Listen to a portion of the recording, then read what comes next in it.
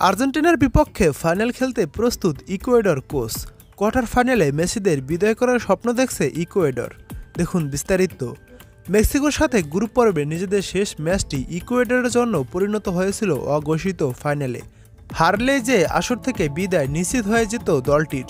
Draw করে কোনো মতে শেষ ৮-এ জায়গা করে নেওয়ার পর তারা অবশ্য পড়ে গেছে আরও বড় অগ্নি পরীক্ষার সামনে।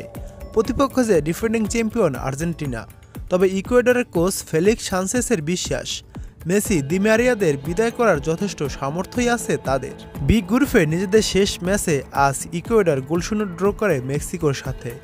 আর তাতেই দুই দলের পয়েন্ট সমান ৪ হলেও গোল পার্থক্যে এগিয়ে থেকে নকআউট পর্বে জায়গা করে নেয় ইকুয়েডর। গ্রুপ চ্যাম্পিয়ন হয়েছে ভেনেজুয়েলা। আর এই গ্রুপ রানার আপ হওয়াটাই কঠিন চ্যালেঞ্জের মুখে ঠেলে দিয়েছে ইকুয়েডরকে। ফেলিক্সের আশা, এই পরীক্ষায় উতরে যাওয়ার সামর্থ্য আছে তাদের। তিনি বলেন, এটা আমাদের জন্য আরও একটি ফাইনাল এবং আমরা বিশ্ব চ্যাম্পিয়ন ও বিশ্বের সেরা দলের বিপক্ষে প্রতিদ্বন্দ্বিতা গড়ে তোলার চেষ্টা করব। আমি বিশ্বাস করি আমাদের দল অত্যন্ত উঁচু মন মানসিকতা নিয়ে এবং খুব ভালো একটি ম্যাচ খেলার চেষ্টার জন্য অনেক অনুপ্রাণিত থাকবে। শতভাগ জয়ের রেকর্ড নিয়ে নকআউট পর্বে জায়গা করে নেওয়া আর্জেন্টিনা শেষ ম্যাচে পায়নি অধিনায়ক লিওনেল মেসিকে। তাকে সহ বা তাকে ছাড়া দলটি যেভাবে খেলছে তাতে ইকুয়েডরকে বিশেষ কিছু করতে মিরাক্কেলই ঘটাতে হবে। তবে দলটির কোচের বিশ্বাস সেটা সম্ভব।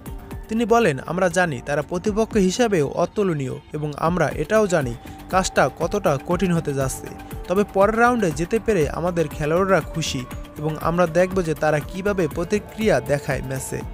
বর্তমানে কোপা আমেরিকা ও বিশ্বকাপ চ্যাম্পিয়ন আর্জেন্টিনাকে হারানো বড় দলগুলোর জন্য ভীষণ কঠিন কাজ। সেই কারণে ফেলিক্স মনে করেন শেষ বিন্দু দিয়ে লড়তে হবে তার দলকে। তিনি বলেন, আমাদের খেলোয়াড়দের ওপর আমার পূর্ণ আস্থা আছে। আমি জানি যে তারা গত ৩টি ম্যাচের মতো তাদের সেরাটা দিতে যাচ্ছে। আমরা জানি এটা কতটা কঠিন, কিন্তু এটা ১১ জনের সাথে ১১ জনের লড়াই এবং এই ম্যাচ জেতার জন্য যা করার দরকার আমরা তাই করব।